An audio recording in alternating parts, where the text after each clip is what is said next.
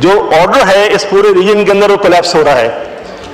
State hood جو ہے ایران کے اندر پرہیپس کولیپس ہونے جا رہی ہے اگر یہ اسی طرح کنٹینیو رہتا ہے. اور جب ٹرمپ نے جو تھریٹ کیا ہے وہ تھریٹ کو اپنے کیری آؤٹ کرتا ہے تو ایران کے اندر آرڈر کولیپس ہو جائے گا. اور ایران اگر ریٹیلیٹ کرتا ہے اس کے نتیجے میں گلف کنٹریز کے اوپر تو وہاں پہ بھی آرڈر کولیپس ہو جائے گا. اکنامک جو اسٹرکچر ہے اس کا اور اس کی جو اس کی پولیٹیکل انفراسٹرکچر ہے وہ بھی کولیپس ہو جائے گا اس کے نتیجے میں. افغانستان ویسے ہی وہاں پہ اسٹیٹ ہوڈ جو ہے اس جو طریقہ کار اس کے حساب سے ایگزسٹ نہیں کر رہی ہے. انڈیا کی جو سچویشن ہے ہمارے سامنے ہے. لکیلی اس ریجن کے اندر پاکستان نے اپنے آپ کو اس طرح پوائز کیا ہے کہ پاکستان جو ہے بیسٹن اسٹیبلٹی کا. اور جس طریقے سے ہم ڈپلومیٹک ایفرٹ جو ہماری ہو رہی ہے جس طرح پاکستان نے اپنے آپ کو پوزیشن کیا ہے پیس ایفرٹ کے لیے اس سے نہ صرف پاکستان کا اسٹیچر بڑا ہے اور پاکستان کے لیے ایک اپرچونٹی پیدا ہوئی ہے. لیکن ان تمام چیزوں کے باوجود اگر یہ ریجن کے اندر جو سچویشن ایمرج کر رہی ہے اگر وہ ساری کی ساری سچویشن اسی طریقے سے بڑھتی ہے اور آرڈر کولیپس ہوتا ہے تو پاکستان بھی اس سے بچ نہیں سکے گا آرڈر جو کولیپس ہو رہا ہے اس کے اندر.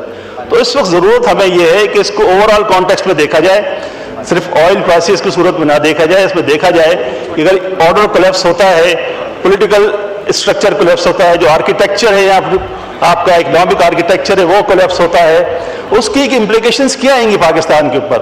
ہمیں جو ضرورت ہے اس وقت ہمیں چاہیے جو ہماری نیشنل سیکیورٹی ٹیم ہے وہ ہمیں بتائے کہ سیکیورٹی امپلیکیشنز کیا ہوں گی یہاں پہ. ہمیں یہ بتایا جائے کہ فارن منسٹر ہمیں یہ بتائیں کہ اس کی جو ڈپلومیٹک جو اس کا امپیکٹ آئے گا وہ ہمارے اوپر کیا ہوگا, کیسے ہوگا, فورن پالیسی امپلیکیشنز کیا ہوں گے, امپیریٹیوز کیا ہوں گے ہمارے.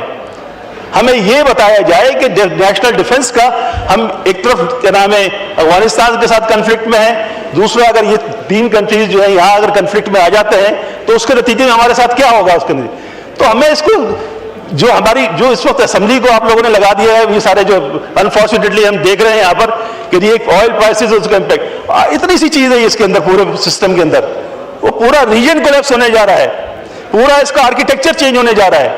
ہمیں اس کے لیے اپنے آپ کو تیار کرنا ہے. اس کے لیے کوئی یہاں پہ ڈبیٹ نہیں ہو رہی, کوئی چیز نہیں ہو رہی.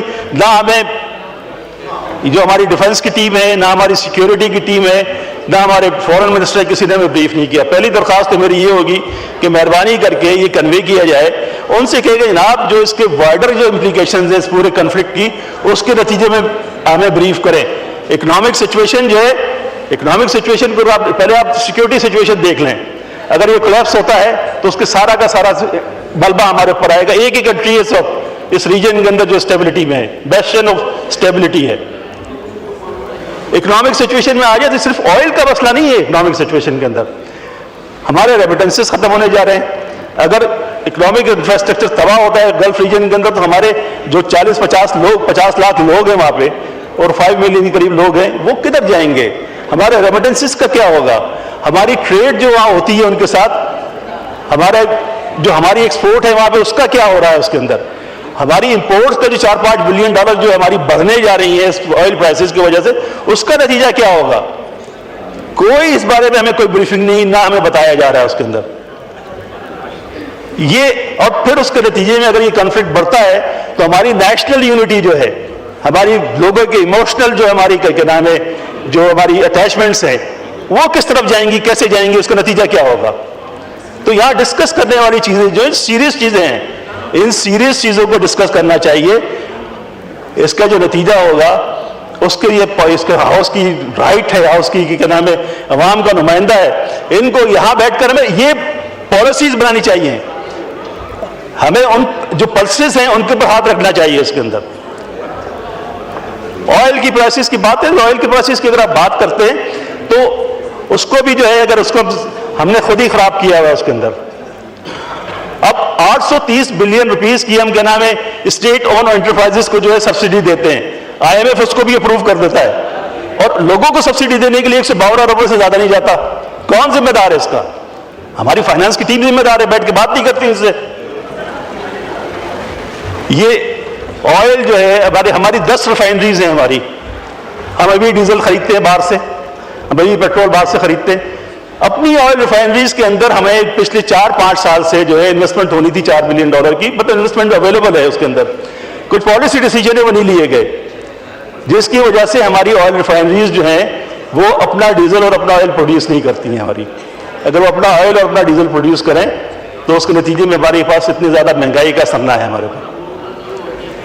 تو یہ جو پالیسیز ہیں، یہ چیزیں ہیں جو لانگ ٹرم پالیسیز ہیں، ہم شارٹ ٹرم چیزوں میں پھنس جاتے ہیں، بڑے ایشوز کے اوپر ہم بیٹھ کے بات نہیں کرتے ہیں اس میں. اسی طریقے سے اگر آپ آ جائیں اس میں ایکسپلوریشن کا ایشو ہے ہمارا. اب دنیا کو پتا ہے کہ جی لوگ کہتے ہیں، مطلب رپورٹس بھی ہیں کہ جی ہمارے پاس آئل موجود ہے، ایکسپلوریشن نہیں ہو، انویسٹمنٹ نہیں ہو رہی ہے. بھائی یہ پچھلے 20-25 سال سے پرابلم ہے نا. آپ کوئی ایسا ڈیڈیکیٹڈ انسٹیٹیوشن بنائیں.